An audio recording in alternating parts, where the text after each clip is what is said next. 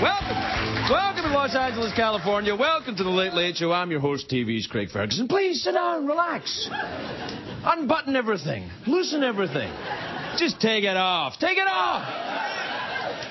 Get ready. Oh, thank God it's Friday. Thank God it's Friday. It's a great day for America.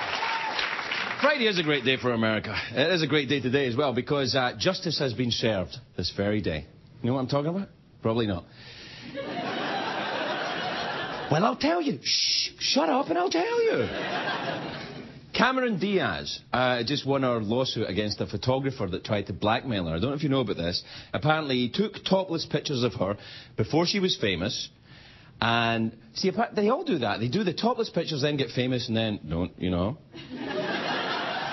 I know what it's like. I did it. I did a topless spread for Playgirl before I got this job, and I'm fighting it out in court, you know.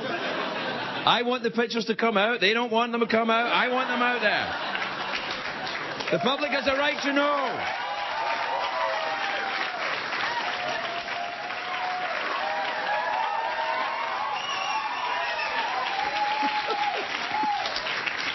Okay, email me how many of you were sick there. Just right there. It was a tricky business, the Cameron Diaz thing, because I'm conflicted. I'm glad she won the case, but I'd quite like to see her topless. So, I'm just being honest, you know. But if you want to see Cameron Diaz's breast now, you have to be Justin Timberlake. And frankly, that's too high a price to pay. It's too high a price. Too high a price.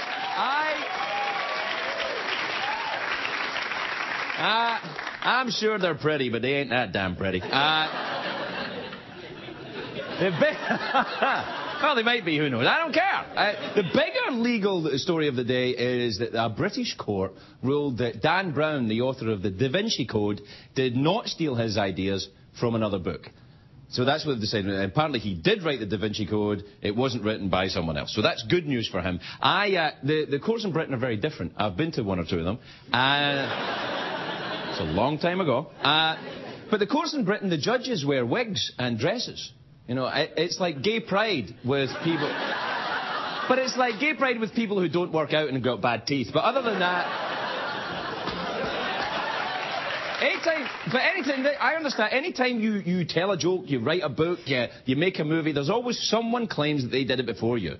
That it's there, like, oh, I did that. It happened to me, when, you know, they said that, you know, when I did the top 9 list on this show, and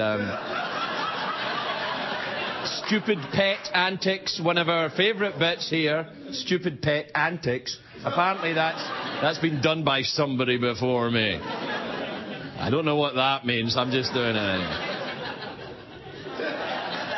Anyway, listen, I wrote a book, and it's coming out next week, and I'm expecting that. Now, basically, this book... It's a fiction book with a lot of true parts in it.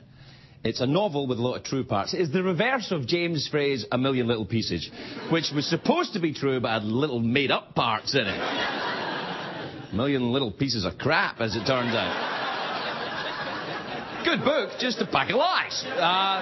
My book, at least right up front, I'm saying, no, this is a pack of lies. That's the whole point. And then everyone will go, wait a minute, this is the truth. I go, too late, you bought it. Anyway, my book is called Between the Bridge and the River. I tried coming up with different titles to help sales, because you want to try and boost the sales. I thought about Harry Potter and Between the Bridge and the River. Apparently that would have been a bit tricky, copyright thing. The Bridges and the Rivers of Madison County, that may have worked. The Da Vinci Bridge, perhaps. Anyway, I've got to tell you this. Writing a novel is much harder than I thought it was going to be. Because any time you sit down and write, you'll do anything to procrastinate. You know, you sit down, you're about to start typing, and you go, oh, I think my curtains need ironing. Hang on, I'll just iron my curtains.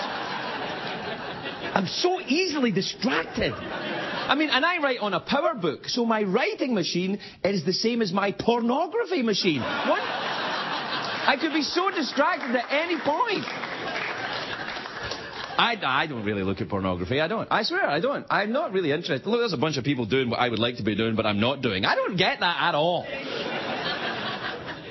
I see people in people can write in Starbucks. They sit down and I couldn't do that. All the talking would be distracting. I wrote most of my book in Paris, in a cafe, because I couldn't understand the language, so I'm not distracted. And the waiters give you plenty of time to think.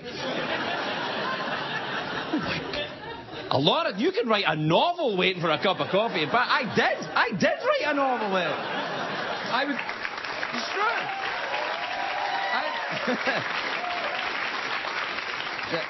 I'd like a coffee, please. Yes, we'd all like a coffee. You have to wait until I finish my cigarette. Have a meaningless day. Anyway, I recommend writing a book. It's very liberating. Whatever kind of book you write, it's a good feeling. And a lot of celebrities write children's books. Why, you ask us? Well, it's easy. That's why. No offence to children, but come on, they're pretty stupid. Oh, come on, they are. No, come on. Come on, I used to be a child myself. They're not stupid. They're just getting started. I actually thought about making a DVD for babies. You know, I'd just jingle my keys. You know. So just do that for an hour.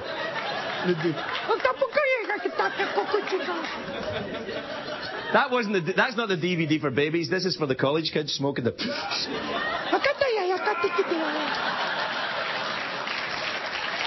I can see you. That'll freak them out. I can see you. You with the bong. Pass it over. Anyway, whenever you create a piece of art, you never know how it's going to be received. It's worrying. You know, this book of mine comes out on Monday, and I'm kind of worried. I have a friend. I've got more than one. You know, I would be quite honest. Not much more than one, but I've got a friend. His name is Michael Radford, and he directed a movie called Il Postino, which is a big hit movie a few years back. It earned 5 Oscar nominations. But his next book barely got released at all. I think it was in one cinema for a week. His next movie, it was just, you know, nothing happened with it. And I had dinner with him in London. I asked him if he was disappointed, and he said, "No, the way I think of it now is, look, here's what happens. The artist does his best and awaits his punishment." That's the way he sees it. I think he's right. And my book comes out on Monday, so I'm awaiting my punishment. I think I'm going to... And I've got readings. I have to read the book in bookstores, and I'm a bit nervous. Because the only time I read aloud, I'm putting my son to bed. And usually I doze off. So... You know, oh, chapter 1, just... Or they'll fall asleep, because I always get him to fall asleep, too. The great thing, though, about writing a book in Hollywood is because people lie all the time in Hollywood. It's what we do. It's kind of our thing. But you can tell when people are lying about reading a book. You can catch them. You can come and say, "Oh, I really liked your book." "Oh, yeah? What did you like about it?" "You." "You were great." "Really?" Well, he said, "What, did you like it when the dragon ate the unicorn?" "Oh, that was great." "There's no dragon, there's no unicorn." "Yes, that's what I liked about it. I hate books with dragons and unicorns. And you wrote one that doesn't have a dragon or a unicorn. I love you." This is my life now. Anyway, I've got this book release party coming up. And I'm not sure how I'm expected to behave. Because people expect authors to behave eccentrically. You know, like Truman Capote or something. I need a trademark, a monocle, a tweed jacket. Some kind of effete and distant manner. That's when I shake your hand while just holding your pinky. "I can't talk to you, I'm so terribly artistic." I'll have to do something. Or else I won't get taken seriously. I'll speak with a weird accent. That's what I'll do. I'll find a weird accent. What?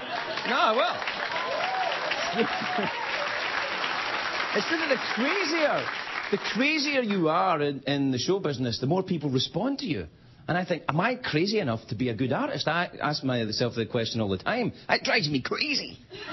If ever I doubt my craziness, I phone my ex-wife, who thinks I'm crazy enough for at least another 10 books, apparently. And I've started working on the sequel, Between the Bridge and the River 2, The Legend of Curly's Gold. Don't know.